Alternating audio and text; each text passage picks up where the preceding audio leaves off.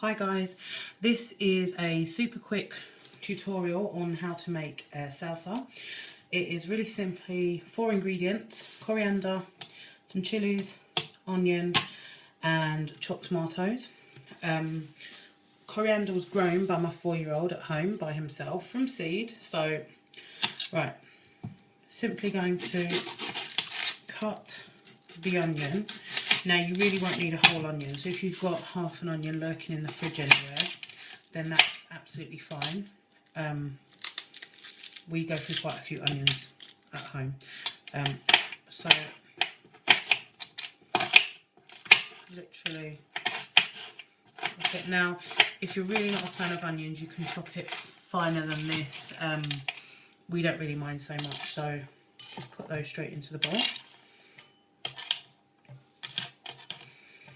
That's enough. Okay, now I'm going to pour most of the tin or carton of chopped tomatoes in there. Just grab a spoon and mix the onions in. Now I'm just going to break off some of this coriander. Basically, with a living plant like this, it really works well in the kitchen because we just snip bits off as we need them, and then we just water it, keep it in good soil, and it grows back.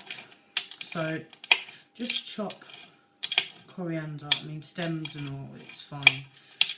Just pop that in there. That's what I'm going to use for now.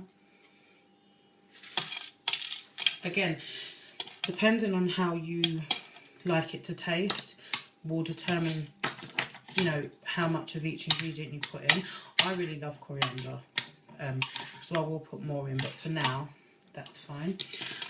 Now chilies, it's entirely up to you. I like red chilies, no particular reason or preference. So if you just give it a little roll, it will help loosen up the seeds inside a little bit, because obviously the more seeds you have in your salsa, the spicier it'll be. So if you like spice, then go for it. So I'm just going to roughly chop. Just remember, when you've used the chilli and you've chopped the chilli, to wash your hands if you're not using gloves. Don't be like me and forget and then touch your face later on, especially if you're a contact lens wearer. And as I found out, it can be extremely painful. So in that goes.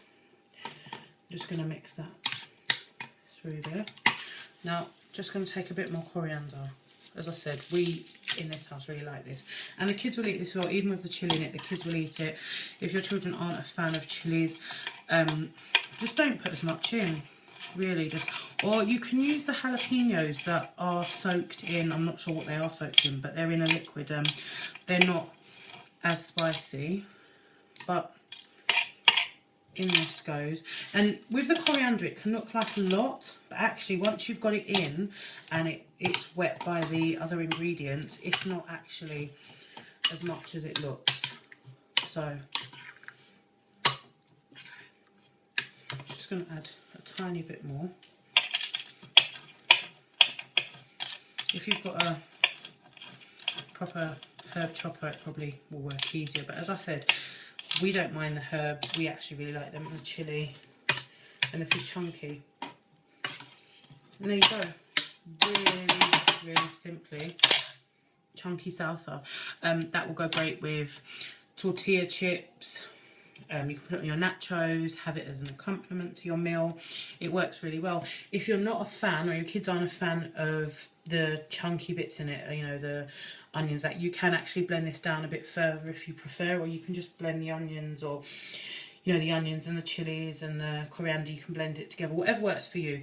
Over time you'll trial it and you'll find out what works for you, what doesn't work for you, and you just adapt the recipe to your needs. There are more recipes and info at my blog, which is at www.ramblingsofacraftymum.blogspot.com. See you guys later.